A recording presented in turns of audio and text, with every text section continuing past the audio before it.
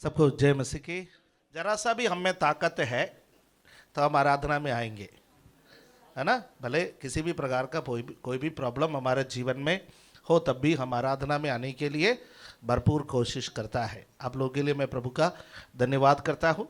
और ऑनलाइन हमें जितने भी लोग हमारे साथ जुड़े हुए हैं, आप लोगों को भी प्रभु यीशु मसीह के नाम से मेरा नमस्कार कहता हूँ। कुछ नए लोगों को भी दिखाई दे रहा कि हर इतवार के दिन कोई ना कोई नए व्यक्ति आते हैं, लेकिन हम बाइबल अध्ययन या बाइबल स्टडी सीरीज चल रहा है। इसी वजह से हम बाइबल को एक स्थान से दूसरा स्थान तक या शुरू से अध्ययन करते हुए आगे बढ़ रहे हैं। इसलिए हो सकता है कि नए लोगों के लिए एक आधा प्रचार नया लगे, तीसरा प्रचार से ठीक हो जाएंगे। पिछले दिनों में हमारे एक भाई किसी के साथ एक बड़े सभा में गए, और बड़े सभा में गए तो आग्रह किया है कि उधर के जो वक्ता है उनके लिए प्रार्थना करें। तो वहाँ पर बहुत सारे वॉलंटियर्स थे, वॉलंटियर्स कम बाउंसर्स। उन्होंने बोला आपको लगातार 3 सप्ताह आना पड़ेगा, लगातार 3 सप्ताह के बाद फिर आपका नाम हम आगे फॉरवर्ड करेंगे, तब आपकी प्रार्थना की भारी आ जाएगा। उससे पहले आप उठ जाए तो प्रभु मालिक है। तो मैं नए लोगों से कहना चाहता हूँ 3 सप्ताह लगातार आइए, तब मेरा प्रचार समझ में थोड़ी बहुत आ जाएगा। कई बार कुछ बातें समझ में नहीं आता है, फिर भी आप लोगों मुझे सही रहा है, इसलिए मैं प्रभु का धन्यवाद करता हूँ। कलीसिया मजबूत होना है, चर्च मजबूत होना है। प्रभु चाहता है कि हम मजबूत हो जाए। इब्रानियों का पत्री 6 अध्याय उसका पहला पद को पढ़ करके आज का वचन को हम आरंभ करेंगे, फिर हम पुराना नियम में जाएंगे, फिर हम नया नियम में वापस आएंगे। तबीयत खराब है, प्रचार पर रहम का उम्मीद मत करना। जब हम यहाँ खड़े हो जाता है कि फिर तो चलता है, राइट। ओके, प्रभु आशीष दे। इब्रानियों के पत्री 6 अध्याय पहला पद, इसको हम पढ़ के आरंभ करें। इसलिए अब मसीह की शिक्षा की आरंभिक बातों को छोड़कर हम सिद्धता की ओर बढ़ते जाएं और मरे हुए कामों से मन फिराने और परमेश्वर पर विश्वास करने स्वयं सो इन बातों से आगे निकले। पहला सेंटेंस को फिर से देखिए। इसलिए आओ मसीह की शिक्षा की आरंभिक की बातों को छोड़कर हम सिद्धता की ओर बढ़ते जाएं। अर्थ यह नहीं है कि आरंभ की बात नहीं चाहिए या आरंभ की बात में कोई कमी है या घटी है, वो नहीं है उसका अर्थ। उसका अर्थ है कि आरंभ की बातों को तो हमने सीख लिया। आप में से कौन सी माता पिता है जो चाहता है कि आपका बच्चा हमेशा एलकेजी में ही बने रहे? ऐसा कोई नहीं चाहेंगे ना। आप चाहेंगे कि आपका बच्चा एलकेजी में से यूकेजी में आए, फिर आगे बढ़े, फर्स्ट स्टैंडर्ड में आ जाए, सेकंड में आए, और 10वीं में आए, 12वीं में आए, उसका किसी ना किसी ग्रेजुएशन या प्रोफेशनल कोर्स में आ जाए, वो बढ़े, शादीशुदा हो जाए, उनका बच्चे हो जाए, है ना, परिवार आगे बढ़ते जाए। यह सब हमारी मन की कामना है। उसी प्रकार परमेश्वर भी चाहता है कि हम आरंभ की बातों को छोड़ करके हम परमेश्वर की उस परिपक्वता की ओर, उस सिद्धता की ओर बढ़ते जाए।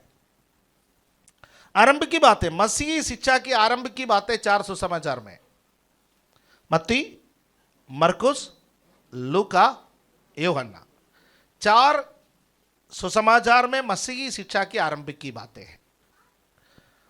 रोमियों का पत्री से लेकर के यहूदा तक की पत्री में सिद्धता की बातें हैं। इसलिए बहुत सारे लोगों को पत्री हजम नहीं होते। मत्ती से लूका तक पहुंचते हैं, यूहन्ना आते आते कंफ्यूज हो जाता है, क्योंकि मत्ती से लूका तक समझना आसान है, यूहन्ना को समझना थोड़ा सा और मुश्किल है।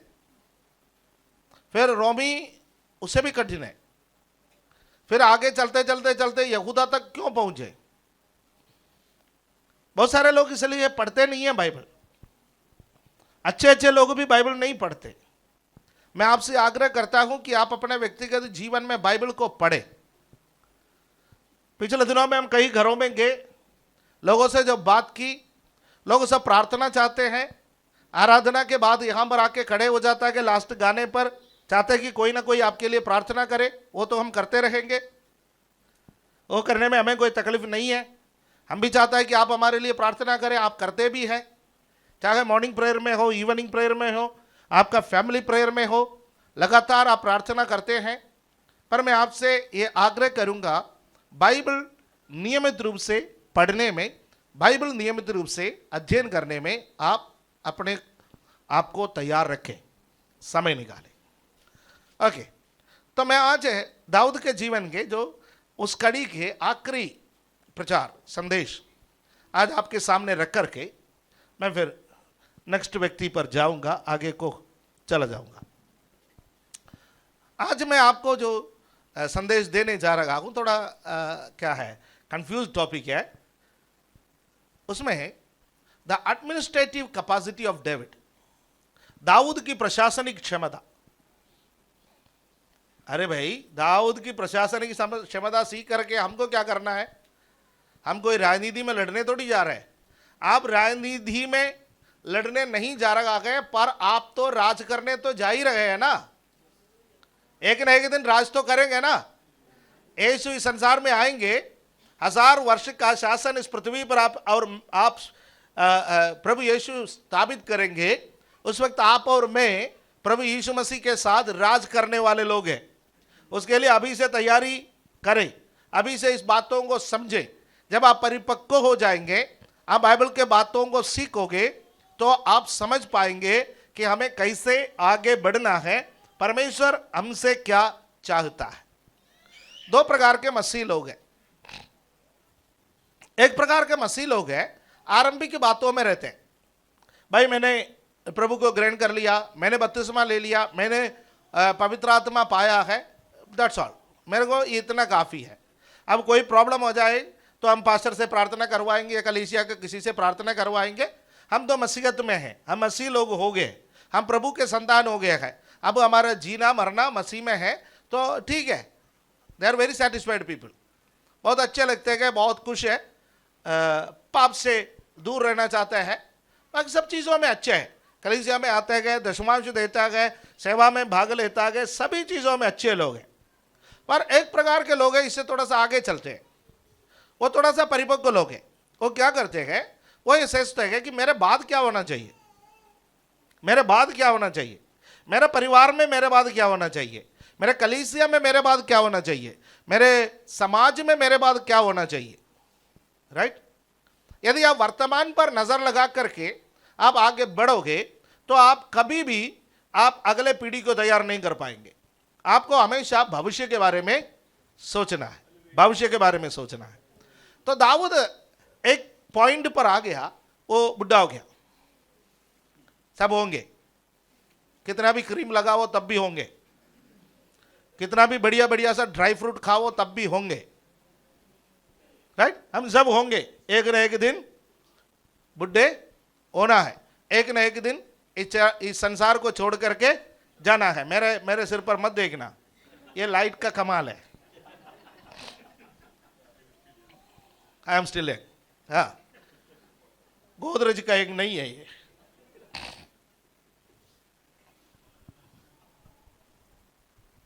अब दाऊद जब बुजुर्ग हो गया, दाऊद ने सोचा कि देखो, शाऊल ने गलती कर ली, शाऊल ने किसी को तैयार नहीं की। शाऊल यह सोचा कि मैं ही राजगद्दी पर बैठूंगा। अपने बेटे को तैयार करने के बजाय, अपने आत्मिक पुत्र को तैयार करने के बजाय, मैं कहूंगा दाऊद उसका आत्मिक पुत्र था, है ना। दाऊद सबसे पहले किसके हथियार अपने शरीर में धारण किया, सोचो ना, शाऊल का। दाऊद को लड़ने के लिए किसने इजाजत दी? सबसे पहले शाऊल ने इजाजत दी। इन द सेंस देखा जाए, दाऊद शाऊल का आत्मिक पुत्र है, और परमेश्वर ने क्लियरली शाऊल को बोला था, तेरा शारीरिक संतान अगला राजा बनेंगे नहीं। वो उनका बेटे को भी पता था, योनादान को भी पता था, और योनादान ने शाऊल को कई बार बोला, पापा मैं अगला राजा बनने वाला नहीं हूं, क्योंकि वो परमेश्वर की इच्छा नहीं है। पर परमेश्वर ने आपका आत्मिक पुत्र और मेरा मित्र दाऊद को चुना। आपको उनसे क्या प्रॉब्लम है? आप उनको तैयार कर लीजिए, वो अगला राजा बनेंगे। मेरा उनके साथ समझौता हुआ है, वो हमारे परिवार को कभी भी नुकसान नहीं पहुंचाएंगे। उसको तैयार करने के बजाय शाऊल ने उसको नाश करने में अपना पूरा ऊर्जा लगाया।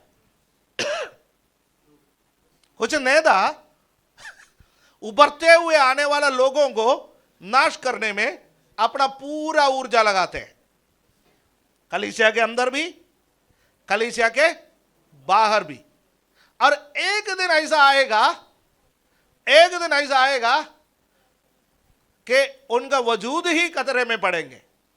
हमारे देश में कई राजनीतिक पार्टियां हैं।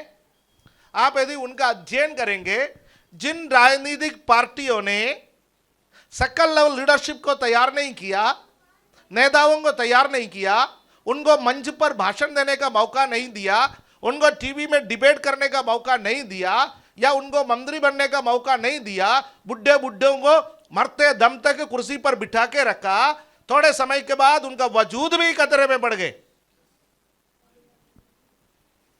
मैं नाम लेना नहीं चाहता हूं, है ना। नाम जानना चाहता है तो हम प्राइवेट टॉक में कर सकते हैं।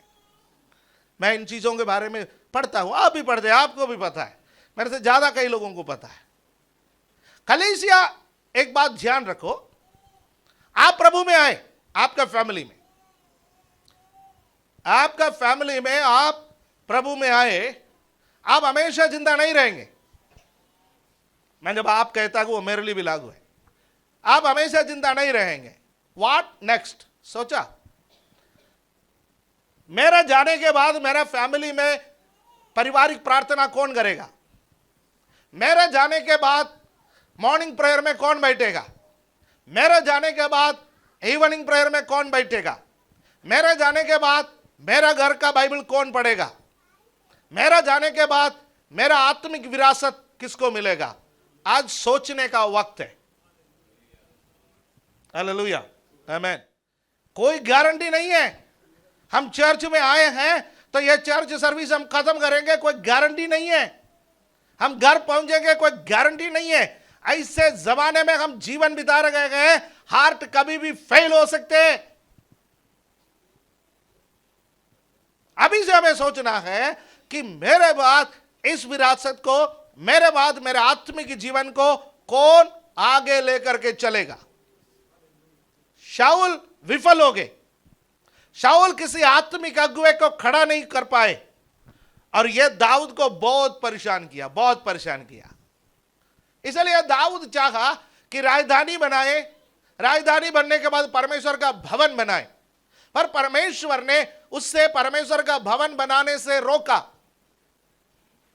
पर दाऊद वही रुक नहीं गया। परमेश्वर ने दाऊद को परमेश्वर का भवन बनाने से रोका, पर किसी को तैयार करने से नहीं रोका। उसके लिए संपत्ति इकट्ठा करने से नहीं रोका। उसके लिए सोना, चांदी, लकड़ी और उसके लिए सामान और सामग्री सब तैयार करने से परमेश्वर ने नहीं रोका उसको। ये बात ध्यान रखिए।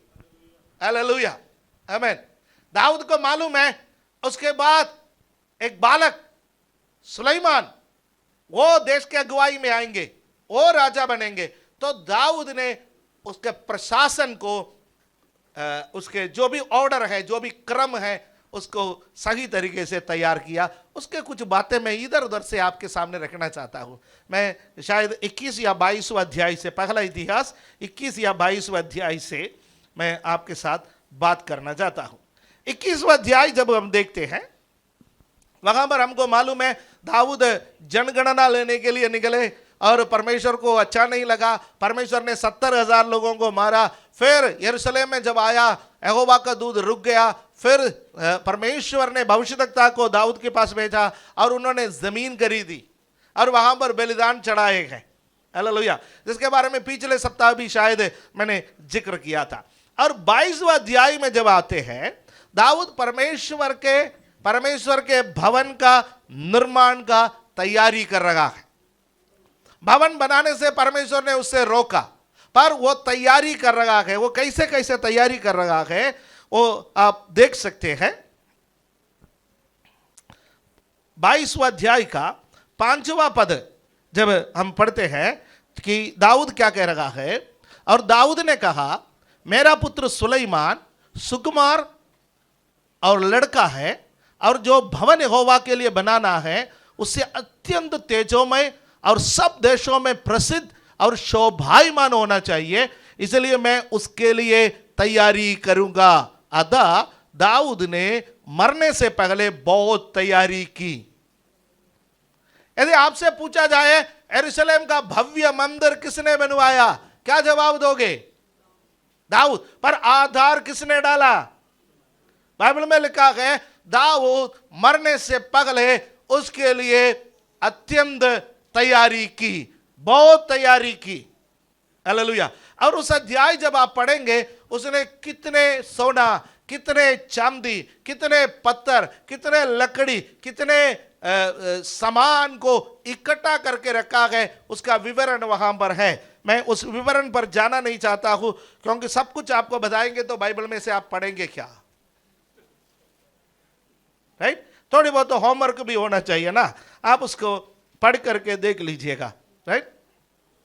और सुलेमान को वो बुलाया। सुलेमान से उन्होंने क्या कहा है, उसका 12वां पद और 13वां पद में जब हम जाते हैं तो हम देख सकते हैं कि 12वां और 13वां पद में उन्होंने सुलेमान से क्या कहा। अब यहोवा ने तुझे बुद्धि और समझ दे और इस्राएल का अधिकारी ठहरा दे, और तू अपने परमेश्वर यहोवा की व्यवस्था को मानता रहे, तू तब ही कृतार्थ होगा जब उन विधियों और नियमों पर चलने की चौकसी करेगा जिनकी आज्ञा यहोवा ने इस्राएल के लिए मूसा को दी थी। हियाव बांध और दृढ़ हो, मत डर और तेरा मन कच्चा ना हो। एक बुजुर्ग पिता अपने जवान बेटे को, ये कहे नौजवान बेटे को पास बुला करके उससे कह रहा है मेरा जाने का वक्त आ गया है, यहोवा परमेश्वर ने भवन बनाने के लिए मुझे मना किया, पर मैंने इतने सोना चांदी ये सब तैयार करके रखा है। तो एक बात ध्यान रखना, तो परमेश्वर के मार्ग पर चलना, परमेश्वर के मार्ग पर चलना।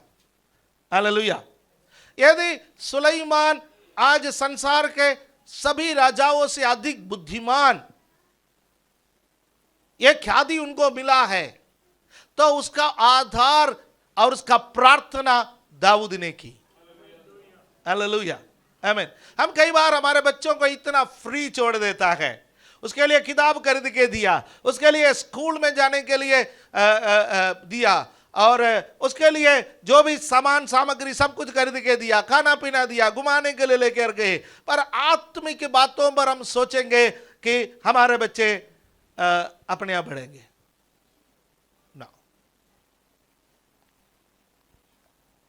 कई बार माता पिता अपने बच्चों को चर्च में इसलिए लेकर नहीं आता कि संडे वो सोता है।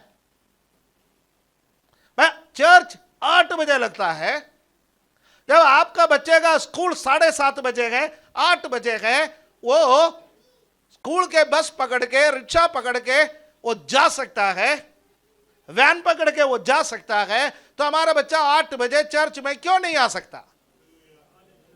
8 बजे नहीं आ सकता तो उसको 10 बजे ले आए, क्या सही नहीं?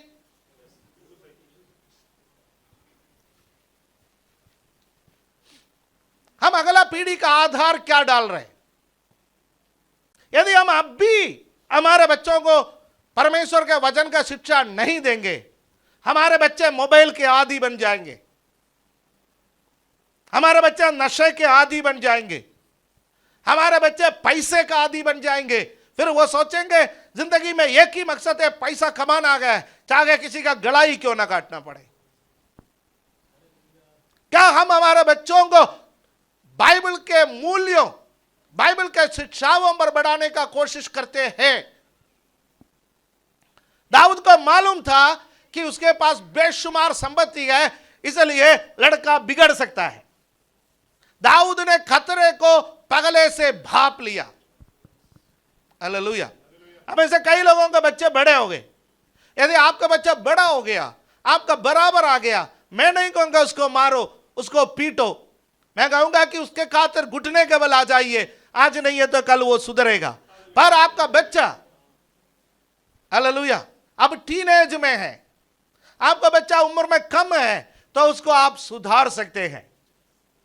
भले उसका पिटाई भी करना पड़े तो उसको करने के लिए आप तैयार हो जाए। मेरे ऊपर मुकदमा तैयार मत करना कोई बच्चा। पिछले दिनों में एक छोटा सा बच्चा थाने पहुंच गए, रिपोर्ट आया था ना, मम्मी के खिलाफ थाने में जाके कंप्लेन कर दी। एक छोटा सा बच्चा, मम्मी मारती है, मम्मी गुस्सा करती है, मम्मी धक्का देती है, पुलिस वाले भी हंस पड़े। कौन सी जमाने में हम जी रखा के ध्यान से, इसलिए बच्चों से बात करने से पहले सोच लेना कि अब मूड ठीक है या नहीं है, और बात भी करना है तो पहले फोन रख लेना और थाने से दूर कहीं ले जाकर के बात कर लेना, है ना। दाऊद है सुलेमान को, एक छोटे बच्चे को जैसा उपदेश देता है वैसा उपदेश दे रखा है। सबसे पहले अगुवे को तैयार करो, अगुवे को तैयार करो। आप एक आत्मिक अगुवे हैं, आप एक प्रार्थना योद्धा है। परमेश्वर ने आपको किसी न किसी सेवकाई में जरूर इस्तेमाल किया होगा। सेवकाई यहां पर मंच पर करने वाला चीजें नहीं है, ये शामिल है, लेकिन ये पर्दे के पीछे बहुत सारे सेवकाई है। परमेश्वर आपको किसी न किसी सेवकाई में कहीं ना कहीं इस्तेमाल किया है, तो नेक्स्ट जनरेशन को तैयार करो। वो आपका शारीरिक संतान भी हो सकता है, वो आपका आत्मिक संतान भी हो सकता है। परमेश्वर चाहता है, हालेलुया। तभी तो हमारा परिवार मजबूत होगा, तभी तो हमारे कलीसिया मजबूत होंगे। ओके, हम थोड़ा सा आगे बढ़ेंगे। तो सबसे पहले उन्होंने अपने बेटे को तैयार किया, अपने बेटे को तैयार किया, उत्तराधिकारी को तैयार किया। 17वां पद से, 22वें अध्याय के 17वां पद से जब हम पढ़ने का समय, 17वां पद में, फिर दाऊद ने इस्राएल के सब हाकिमों को अपने पुत्र सुलेमान की सगायदा करने की आज्ञा ये कहकर दी कि उसका 19वां पद में, मैं स्किप करके जा रहा हूं, 19वां पद में क्या लिखा हुआ है, अब तन मन से अपने परमेश्वर यहोवा के पास जाया करो और जी लगाकर यहोवा परमेश्वर का पवित्र स्थान बनाना, कि तुम यहोवा की वाचा का संदूक और परमेश्वर के पवित्र पात्र उस भवन में लाओ जो यहोवा के नाम का बनने वाला है ना। वहां पर राजा बालक है, राजा का उम्र कम है, और दाऊद को मालूम है दूसरे की सहायता के बिना, प्रधानों के सहायता के बिना वह काम करना संभव नहीं है। इसलिए और लोगों को बुला करके कहा है कि मन लगा करके काम करना। हालेलुया। दाऊद एक अच्छा मोटिवेटर था, लोगों को उत्साहित करने वाला व्यक्ति था। अपना बेटे को उन्होंने उत्साहित की, उन्होंने अपने अपने प्रधानों को उत्साहित की कि परमेश्वर के भवन में तैयारियां करने के लिए, परमेश्वर के बातों को मानने के लिए। और 23वां अध्याय में जब आते हैं, 23वां अध्याय में जब आते हैं तो हम देख सकते हैं कि पूरे लेवियों को उन्होंने तैयार की, लेवियों को तैयार की। लेवियों को अलग अलग दल में उन्होंने बांट दिया, है ना, उनको अलग अलग दल में बांट दिया। गर्शोन के पुत्रों को, केहात के पुत्रों को, मेरार के पुत्रों को अलग अलग दल में बांट करके अलग अलग काम दिया। परमेश्वर का भवन का काम क्या है? परमेश्वर के भवन में काम इतवार के दिन आकर के बलिदान चढ़ाना या सबत के दिन आकर के बलिदान चढ़ाना वो नहीं है। वो तो अहरोन के पुत्र को, हारून के पुत्रों के लिए लिखा गया है, पर उनको सहायता करने के लिए बहुत सारे लेवियों की जरूरत है। परमेश्वर का भवन के लिए इतने बलिदान चढ़ाने के लिए उनको लकड़ी की जरूरत है, लकड़ी काटने वाले लोग हैं, पानी लाने वाले लोग हैं, सफाई करने वाले लोग हैं, बर्तनों का देखभाल करने वाले लोग हैं, भारी भारी सामान को इधर से उधर ले जाने वाले लोग हैं। सबको किसने तैयार की? किसने? दाऊद ने। हालेलुया। अलग अलग दल में दाऊद ने लोगों को तैयार की। अपने बेटे को तैयार किया, प्रधानों को तैयार किया, लेवियों को तैयार किया, 24वें अध्याय में जब आते गए, उन्होंने याजकों को तैयार किया। 24 दल याजक थे उनके पास, याजकों का 24 दल, 24 ग्रुप्स, ताकि परमेश्वर के भवन में निरंतर आराधना चलते रहे, निरंतर आराधना चलते रहे, कभी भी परमेश्वर का भवन का दिया ना बुझे। भवन कहां में? भवन नहीं है, पर दाऊद एक दर्शन वाला व्यक्ति था, दर्शन। हालेलुया। आप एक दर्शन देखने वाले व्यक्ति बनिए। दाऊद मरने से पहले वो भवन को देखा, दर्शन में देखा। हालेलुया। ये भवन इतना भव्य होगा, सारे संसार में ये भवन की चर्चा होंगे, और इस भवन में ऐसे ऐसे दल होंगे। हालेलुया। मेरे बेटे के साथ प्रधान काम करेंगे, प्रधानों के साथ लेवी काम करेंगे, लेवियों के साथ याजक काम करेंगे। फिर अब 25वें अध्याय में जब आते हैं, 25वें अध्याय में वो आराधना के, हालेलुया, अगुवाई करने वाले लोगों को भी तैयार किया है। आराधना के अगुवाई करने वाले लोगों को मैंने पिछले सप्ताह में उसका 7वां वचन आपको पढ़ा था, आपके सामने पढ़ा था, है ना? पहला इतिहास 25वें अध्याय का 7वां पद। कितने लोग थे आराधना करने वाले दल में? 288। 288 लोगों का आराधना का दल को बनाया, एक क्वायर टीम को उन्होंने बनाया। Hallelujah, right? फिर 26वां अध्याय में अब आइए। जब 26वां अध्याय में आएंगे तो उन्होंने किसको तैयार किया गया मालूम है? 26वें अध्याय में वो देवड़ी पर खड़े रहने वाले लोगों को तैयार किया गया। परमेश्वर के भवन के देवड़ी पर भारी भारी से कौन खड़े रहेंगे, कौन सी घराने खड़े रहेंगे, उसके लोगों को उन्होंने तैयार किया है। और 27वां अध्याय में आएंगे तो वो परमेश्वर के भवन की रक्षा करने वाले सेना को उन्होंने तैयार किया है। कितने ग्रुप को तैयार किया है? एक एक डिपार्टमेंट है। बेटे को राजा नियुक्त किया, प्रधानों को उसका जिम्मेवारी दे दी, लेवियों को जिम्मेवारी दे दी, याजकों को जिम्मेवारी दे दी, क्वायर टीम को बनाया, परमेश्वर के भवन के देवड़ी पर खड़े रहने वाले लोगों को तैयार किया, परमेश्वर के भवन की रक्षा करने वाले सेना को उन्होंने तैयार किया। सबसे लास्ट में आकर के 28वें अध्याय में अपने बेटे को फिर से इन लोगों के ऊपर अधिकारी बनाया है। 28वें अध्याय में आइए, वहीं से मैं 2-3 वचन आपको पढ़ना चाहता हूं। 28वें अध्याय में 2 वचन मैं पढ़ना चाहता हूं। उसका 9वां पद क्या कह रहा है? आज मैं बहुत ज्यादा एग्जाम्पल इस्तेमाल नहीं करूंगा, आज मैं वचन से आपको कुछ पॉइंट्स दिखाने के लिए जा रहा हूं ताकि आप समझे, है ना? ये एक एक पॉइंट एक एक सप्ताह का प्रचार करने का है। अगर मैं एक एक सप्ताह इसको प्रचार करते रहेंगे तो 2022 निकल जाएंगे। मुझे क्रिसमस के बारे में भी तो प्रचार करना है ना? तो इसलिए मैं इसको एक एक पॉइंट को छू करके जा रहा हूं। उसका 9वां पद है, मेरे पुत्र सुलेमान, तू अपने पिता के परमेश्वर का ज्ञान रख और खरे मन और प्रसन्न जीव से उसकी सेवा करते रहे, क्योंकि यहोवा मन को जांचता और विचार में जो कुछ उत्पन्न होता है उससे समझता है। यदि तू उसकी खोज में रहे तो वो तुझको मिलेगा, परंतु यदि तू उसको त्याग दे तो वो सदा के लिए तुझको चेतावनी। पहले आशीष दी शुरुआत में, और लास्ट में क्या दे रखा है?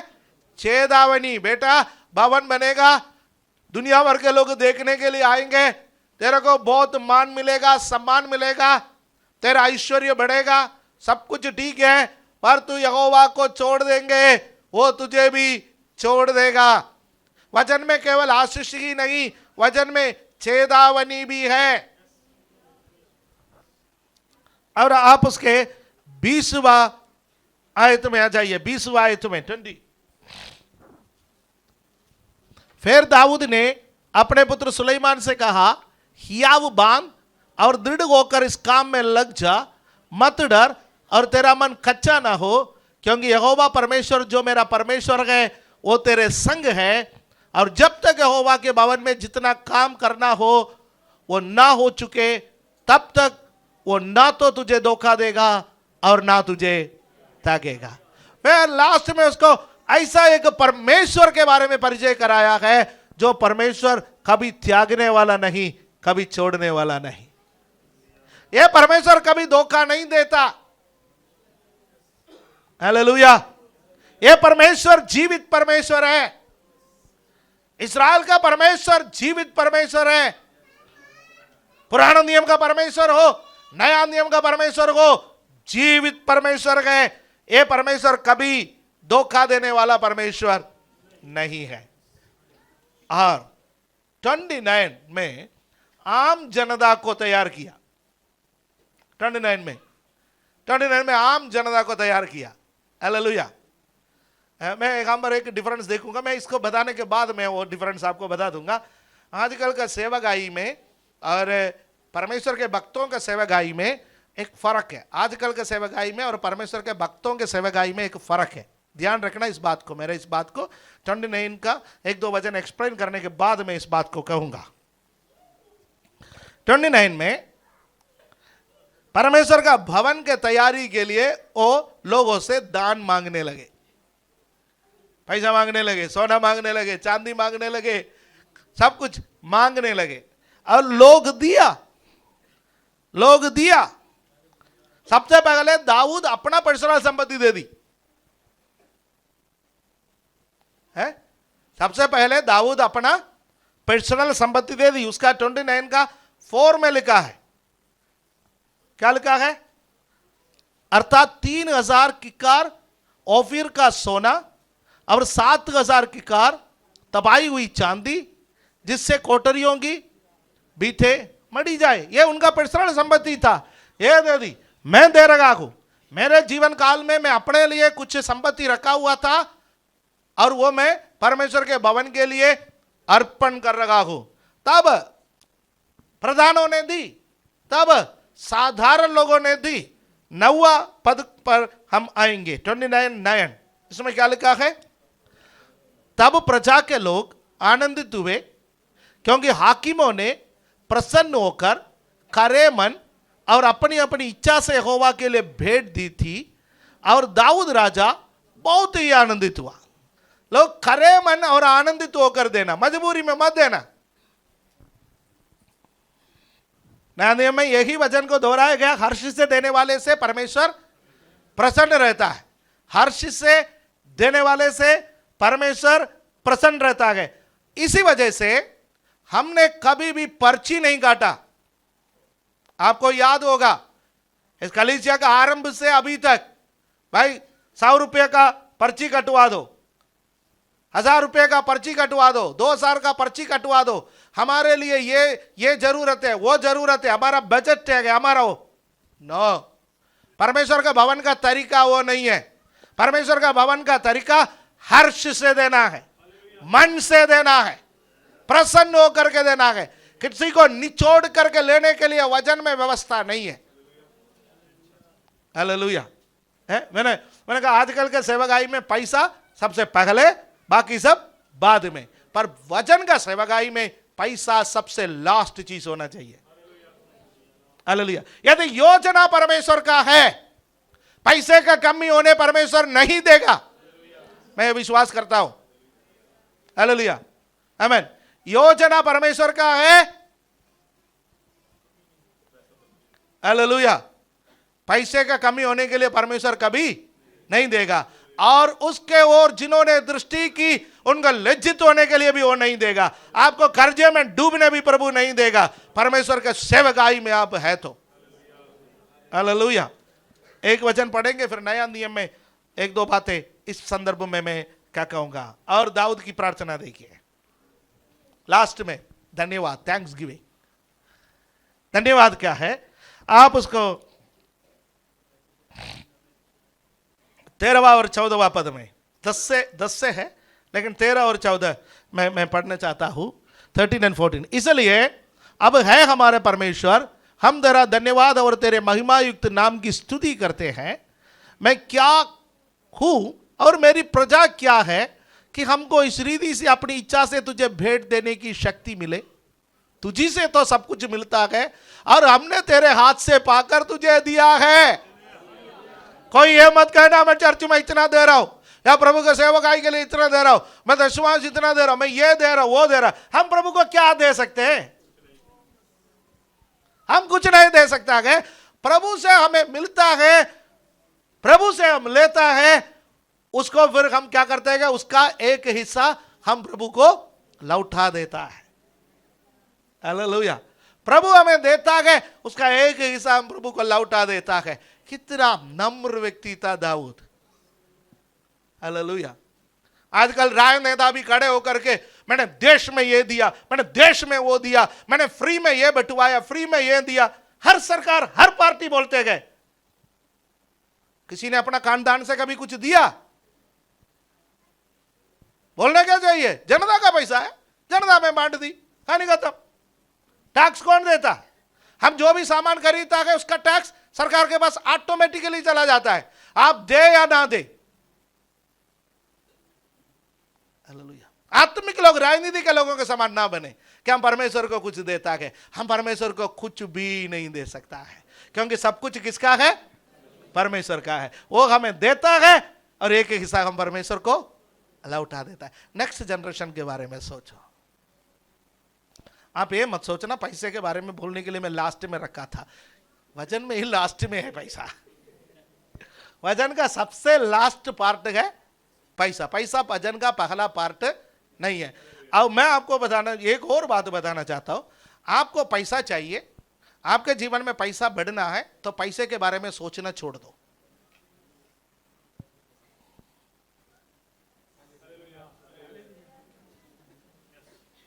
आप यदि 24 घंटे पैसे के बारे में सोचते रहोगे, आपका पैसा घटेगा। पैसे के बारे में सोचना छोड़ दो। प्रभु से केवल इतना कह दो, प्रभु मेरे जरूरतों को पूरा कीजिए। आपका जरूरतों से बढ़कर प्रभु देगा। ये गवाही बता रहा हूं। हालेलुया।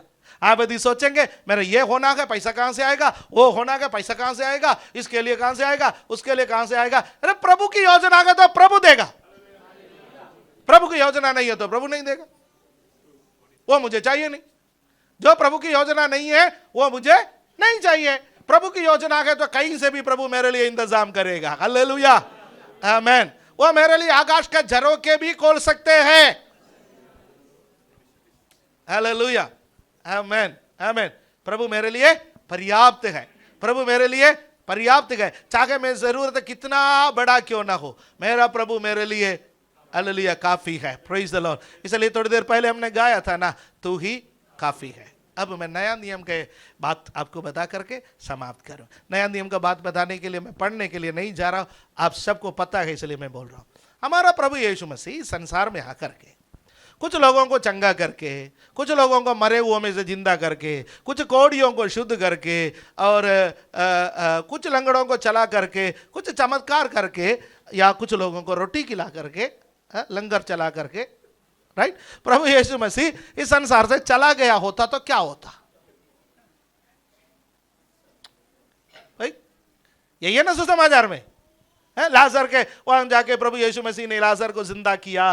पांच रोटी और 2 मछली से 5000 को खिलाया है। यीशु ने 10 कौड़ियों को शुद्ध किया है। यीशु ने 38 साल से बीमार व्यक्ति को बेथेस्दा कुंड के पास जाकर के बोला कि उठ, अपना काट उठा करके चल। फिर बहुत सारे चीजें चमत्कार प्रभु यीशु मसीह ने किया। कि यीशु इतने ही किया होता तो क्या होता? आज मसीहत कहां पहुंचता?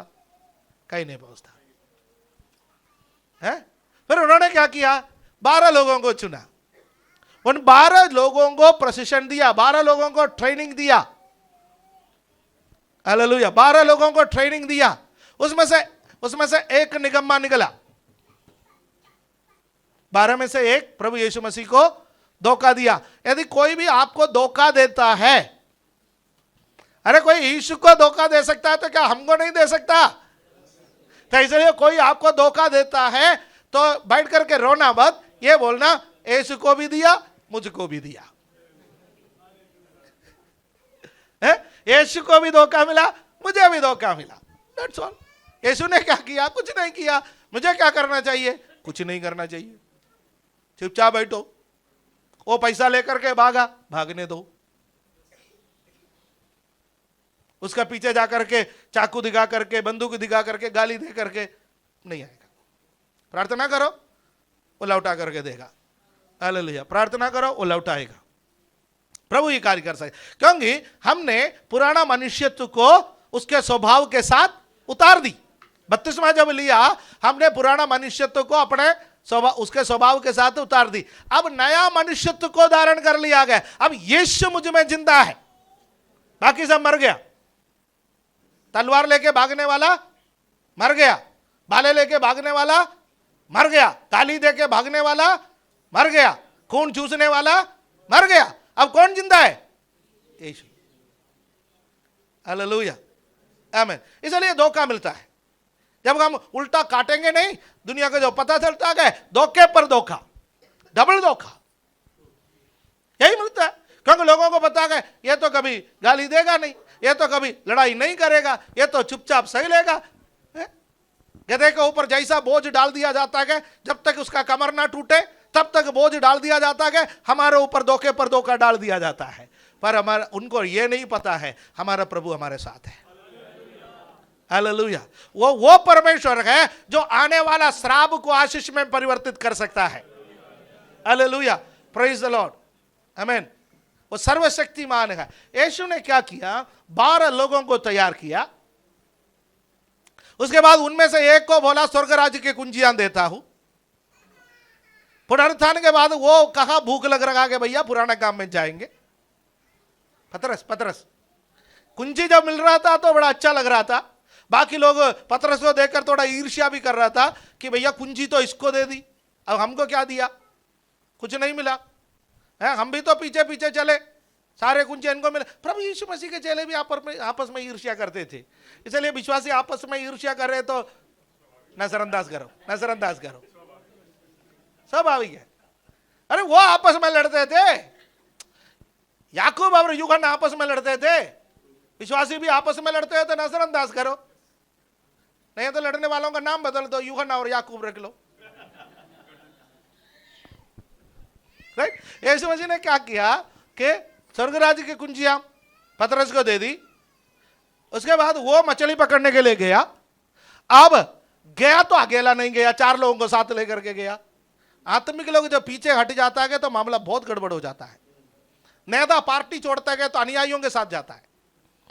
कोई भी नेता पार्टी छोड़ देता है तो अपने साथ 4 लोगों को साथ लेकर के जाता है ताकि दूसरे को ज्यादा चोट लगे। आज राजनीति के कुछ ज्यादा बात नहीं हो रहा है भविष्य।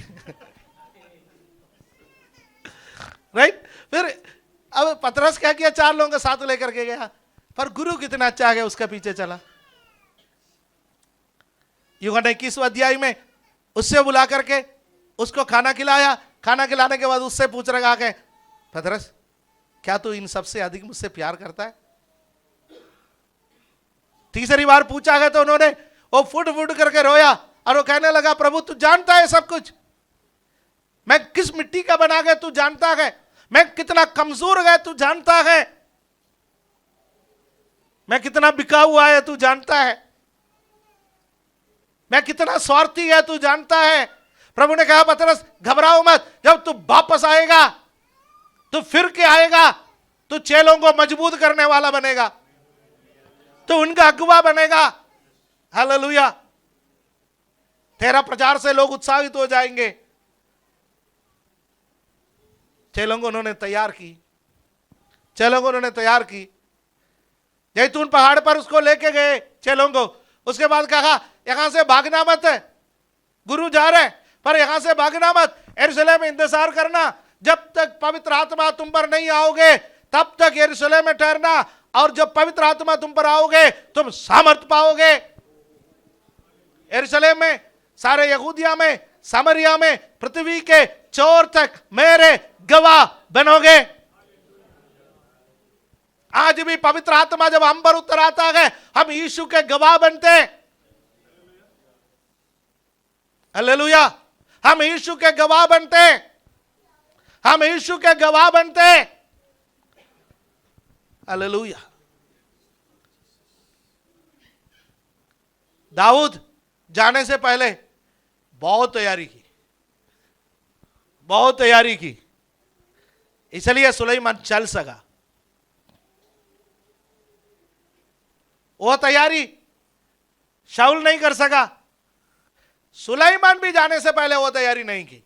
वो उस पर आएंगे तो मैं बता दूंगा। दाऊद ने तैयारी की, अगला एक मजबूत पीढ़ी खड़ा कर दी। यीशु अगला एक मजबूत पीढ़ी खड़ा कर दी। यीशु को कोई दुख नहीं है। जिन चेलों को यीशु मसीह ने तैयार की, वो जहां जहां जाते थे लोग कहते थे संसार को उलट पुलट करने वाले यहां पर भी आ गए।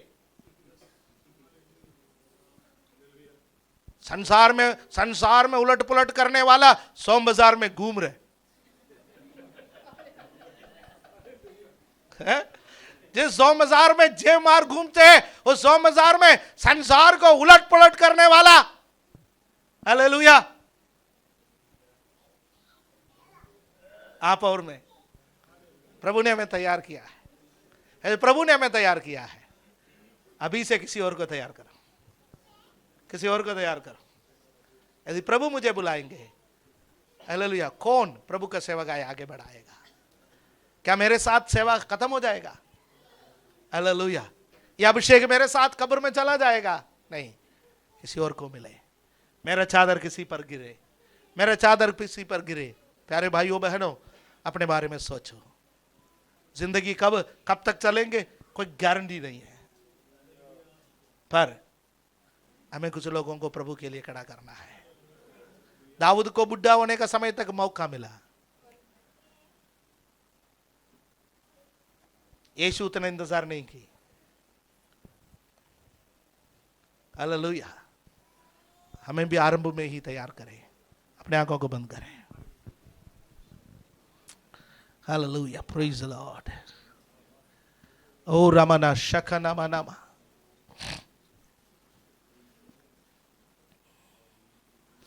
रिखा मामा मामा मामा रिखा बाबा बाबा बाबा शदारा बाबा। Thank you Jesus, thank you Jesus, thank you Jesus, thank you Jesus.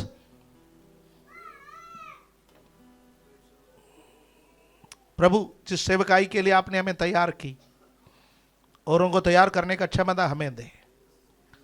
आज ये वचन हमने जो सीखा है, ये वचन हमारे जीवन में कार्य करे। हम दूसरों के लिए आदर्श बने, हमारी कलीसिया दूसरों के लिए आदर्श बने। धन्यवाद देते हैं, आदर महिमा आपको देते हैं। प्रभु यीशु मसीह के पवित्र नाम से इस प्रार्थना को मांगते हैं। आमीन। हालेलुया।